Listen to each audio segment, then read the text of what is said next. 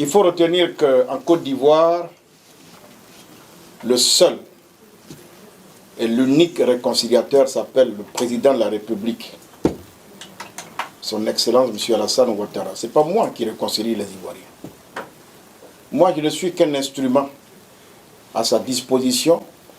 À ce moment-là, il est appelé par le devoir ailleurs et je suis ici avec vous. Il ne peut pas être là à la fois. Là-bas, il est ici. Et donc, le seul qui réconcilie le vrai, c'est le chef de l'État. Et j'ai toujours dit aux Ivoiriens, c'est à deux au moins qu'on se bat.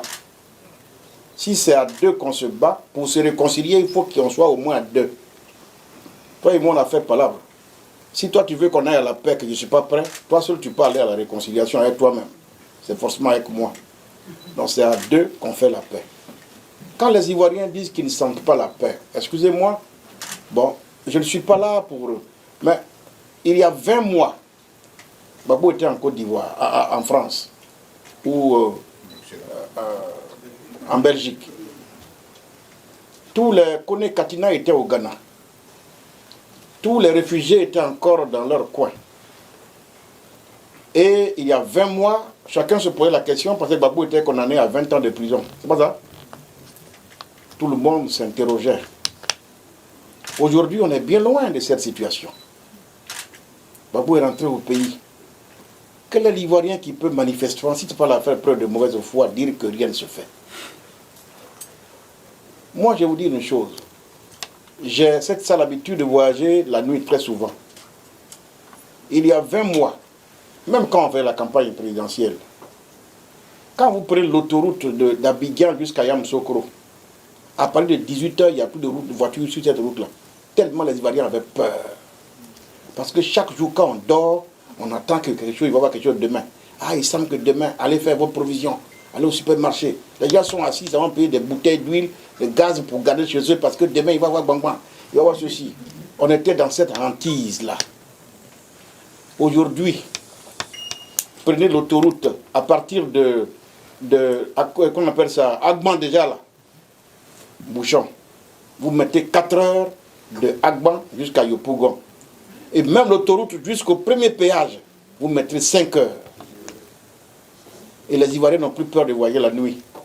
La quiétude est revenue. Le calme est revenu. La paix, la peur a foutu le camp. Comment? Qu'est-ce que vous voulez d'autre? Je vous dis qu'on a fait des élections législatives, pour une fois en Côte d'Ivoire. Depuis qu'Oufou est mort, c'est la première fois qu'on gagne une élection des députés. Et tous les partis de Côte d'Ivoire sont dans la compétition. Et on a fini, tout le monde a accepté les résultats. Il n'y a pas eu de contestation. Vrai ou faux? Et ces mêmes députés-là, quand Amadou Smaro meurt, ils s'asseyent, ils sachent bien que Adama Bitogo, RDR, RHDP, mais ils disent, on se met autour de toi, consensus. Il se passe quelque chose dans le pays. Vrai ou faux? Donc la classe politique est en train de jouer sa partition. Quand Laurent Gbagbo et Alassane se rencontrent, quand Gbagbo, Bédié et Ouattara se rencontrent, qu'est-ce qu'ils nous passent comme message? Si c'est nous qui vous avons mis en palabre, alors nous on s'est retrouvés là, suivez-nous. Faites comme nous, ne vous battez plus. Le jour où on dit qu'il y a élection là, en Côte d'Ivoire, bon, dans d'autres pays, l'élection est obligatoire. Mais chez nous, pour l'instant, ce n'est pas le cas. Le jour du vote, tu peux décider de ne pas aller voter, c'est son droit, c'est ton droit. Mais si moi je vais aller voter, tu n'as pas le droit de barrer ma route. Si tu veux barrer ma route, moi je vais te forcer pour passer. On va se battre. Donc il faut que les Ivoiriens comprennent. On a décidé nous-mêmes, depuis 1990, les Ivoiriens ont marché pour ça. Oufou est voleur, Oufou est voleur. On ne veut plus de parti unique. Maintenant, il y a beaucoup de partis politiques. Il doit y avoir beaucoup de présidents, de courants de pensée et des militants dans chaque parti. On ne peut plus se battre pour faire marche arrière et revenir à un parti unique. Il faut qu'on accepte les principes de la démocratie. Voilà, on ne peut pas être d'accord, mais notre désaccord là, ce n'est pas avec la force, la bataille, la violence qu'on va... Non, c'est avec les bulletins de vote. Et ça évolue dans le pays. Peut-être pas au rythme que vous souhaitez, oui, ça je peux l'admettre, mais on évolue quand même. On évolue quand même. Dire qu'on ne voit rien, excusez-moi, ça ne fait pas sérieux. Ça ne fait pas sérieux. Du travail se fait dans ce sens. Sur 300 000 Ivoiriens en exil, plus de 290 000 sont rentrés. Qu'est-ce que vous voulez d'autre? Il n'y a même pas un mois. Annie Kelly est rentré. Quand elle est rentrée, passez me féliciter. Abou Gali est rentré. J'ai parlé à Gagui Seri. Ils vont rentrer bientôt. Qu'est-ce qu'il reste d'autre? On est engagé. On est engagé. Et mettons-nous ensemble parce qu'on n'a pas de choix pour qu'on y aille. Pour qu'on y aille. Je ne vais même pas laisser le soin aux gens de me poser la question. Quelqu'un me disait hier à Washington, parce que Chérif Balé a été arrêté, alors nous on n'est plus concernés par la réconciliation. Maintenant, d'abord il faut que je vous dise, c'est de la mauvaise foi, c'est de la manipulation que de faire croire que c'est le président de la République qui l'a arrêté. Un président de la République n'a pas pour rôle d'arrêter les gens et les mettre en prison. En Côte d'Ivoire, il y a une justice. Et le président Ouattara fait la part des choses. Il respecte la séparation des pouvoirs. Et il ne se mêle pas des questions de justice. Donc c'est la justice ivoirienne qui l'a arrêté. Et la justice ivoirienne, avant de l'arrêter, a dit au reste du monde ce qu'elle lui reproche.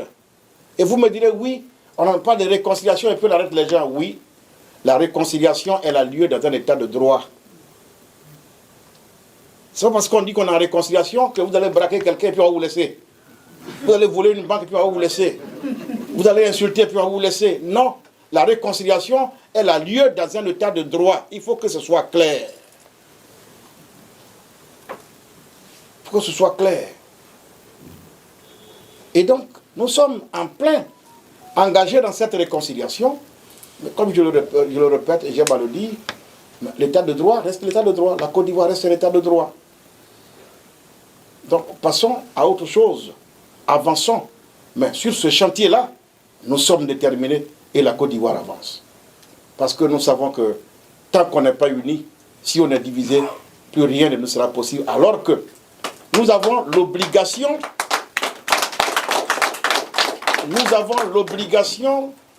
pour suivre les prescriptions de notre premier président, le président Houphouët-Boigny. Qu'est-ce qu'il disait? Lui, il trace les sillons pour que ses enfants, les petits-enfants, viennent élargir les sillons. Et il a ajouté que chaque génération doit avoir le souci de léguer aux plus jeunes plus qu'elle n'a obtenu de ses dévanciers. Nous avons obtenu une Côte d'Ivoire de fouet solide. Nous sommes dans l'obligation de laisser une Côte d'Ivoire debout et solide à nos enfants et à nos petits-enfants. Donc sortons de ces querelles inutiles. Il y a quelqu'un qui a résumé tout cela et que j'ai beaucoup apprécié, c'est Yaoundé. À sa prestation quand il est à la prestation de serment du président Ouattara, il a dit, il a résumé tout ça en une phrase, que Satan nous a tous visités. Oui, c'est vrai. Parce que dans la guerre qu'on a connue là, personne ne peut dire qu'il n'a pas sa responsabilité dans cette guerre. Nous sommes tous fautifs. Satan nous a tous visités. Mais si Satan nous a visités, il ne faut pas laisser Satan dans nos corps. Mais si Satan nous a visités, il ne faut pas laisser Satan dans nos corps. Maintenant, on va prier comme des nouveaux machins là. Satan, sort de nos corps. Satan, sort de nos corps. Satan, sort de notre corps. N'est-ce pas? Mais voilà. Voilà.